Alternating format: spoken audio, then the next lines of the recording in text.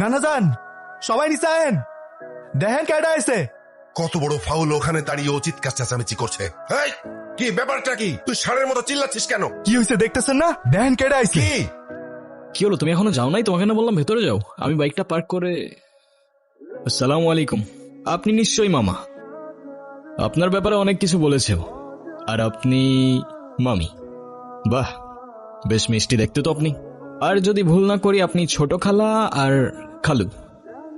তবে আপনাদের সবার মধ্যে আমার ফেভারিট কিন্তু আপনি। আপনাকে কিন্তু আমি নানু বলে ডাকবো না, আমি আপনাকে ডাকবো নানু ভাই। আচ্ছা, শুভ কোথায়? শুভকে দেখছি না। শুভ, এই তো। ছেলেটা কে রে? ও আতিফ। আমরা একে অপরকে ভালোবেসে বিয়ে করেছি। দেখছেন ভাইজান, আপনার আদরের ভাগ্নি খানদান বংশের পরিচয় না জেনে একটা ছেলের বিয়ে করে আনছে। হাব্বাজান, আপনি এখনো চুপ করে আছেন কেন? আপনি কিছু বলেন না কেন? হ্যাঁ ঠিকই তো, তুই এই শুভ কাজটা একা করলি কেমনি? না মানে সাহস পেলি কিভাবে? আব্বা, এতে মনে হচ্ছে আপনি খুব খুশি। এত কুতুর মুতুর করে কেন কথা বলছেন? আব্বা, আব্বা, আমি আমার ভাগ্নিকে ঢাকায় পাঠিয়েছি কেন? লেখাপড়া করাতে, তাই না? ও বড় বড় ডিগ্রি নিয়ে আসবে, সনদ নিয়ে আসবে।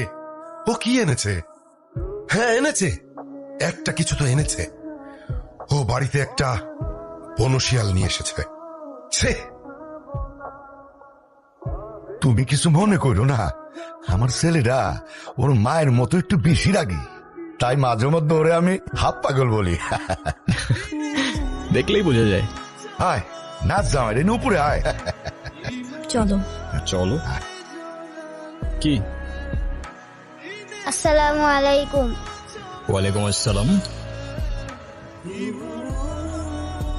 ভালোবাসার মানুষ তখনই সুন্দর যখন সে আমার আপন মানুষেরও ভালোবাসার মানুষ হয়। আচ্ছা, এরকম মন খারাপ করে বসে থাকলে হবে? যা হবার তা তো হয়েই গেছে। গুনগুন তার পছন্দ মতো বিয়ে করেছে, এতে রাগ করার কি আছে? তুমি কেন ব্যাপারটা বুঝতে পারছো না? শুধুমাত্র টাকার লোভে এই ছেলে আমার ভাগ্নিকে বিয়ে করেছে, আর কিচ্ছু না।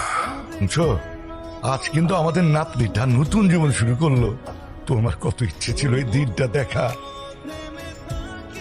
যাক, অন্তত আমি ওর বিয়েটা দেখে যেতে পারলাম। নাচ জামাইটা দেখতে কিন্তু রাজপুত।